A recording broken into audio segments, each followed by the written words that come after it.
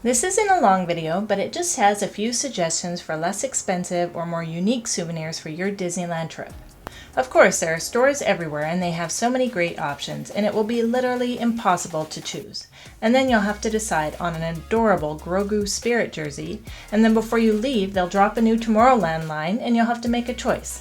Or get it all. Life is tough. Anyway, here are some suggestions that aren't as in your face as all of the typical Disney merch. Pressed pennies are all around the resort, including in the hotels. On the app, under Search, type in Pressed, click Pressed coin machines, and then find them on the map. There are silhouettes on Main Street in the Silhouette Studio. They're around $12 or $13 a person, and you can bring photos of kids who aren't there or even pets.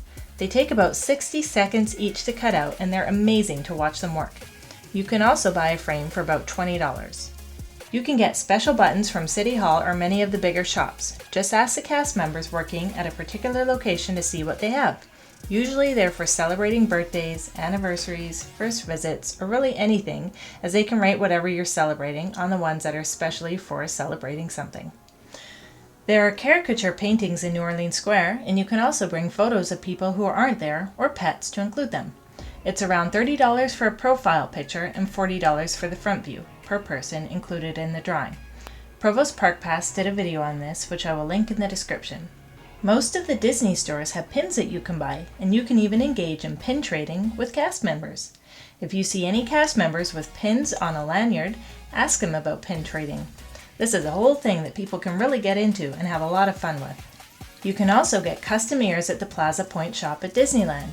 You have to pre-purchase the ears from any Disney souvenir shop. There are a specific pair that they need to do the paintings on. Ask a cast member for help if you're not sure which ones. There are only a certain number of available spots at Plaza Point each day, so you might have to get there early to get an appointment.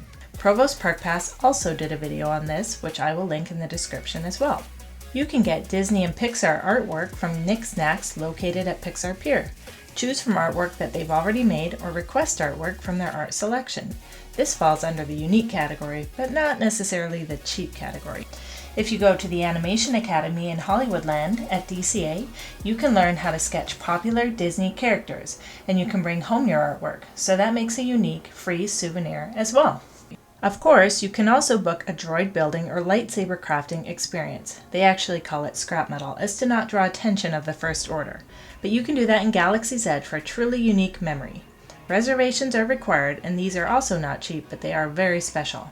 On our last trip, we brought a lightsaber from home that is designed for heavy dueling, but we also did the droid building experience with my 8-year-old, and he loved it.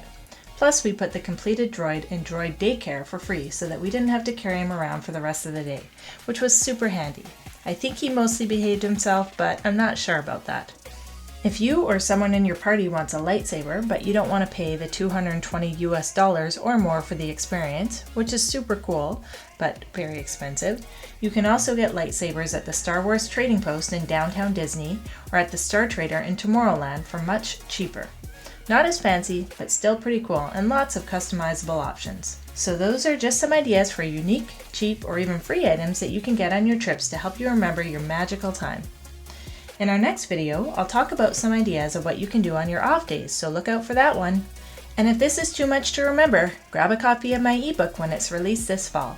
It's packed with everything you'll learn in these videos, plus extra secrets, tips, and some Disney history to make your trip even more magical. Thanks for watching. Please like and subscribe, and we'll see you in the next one.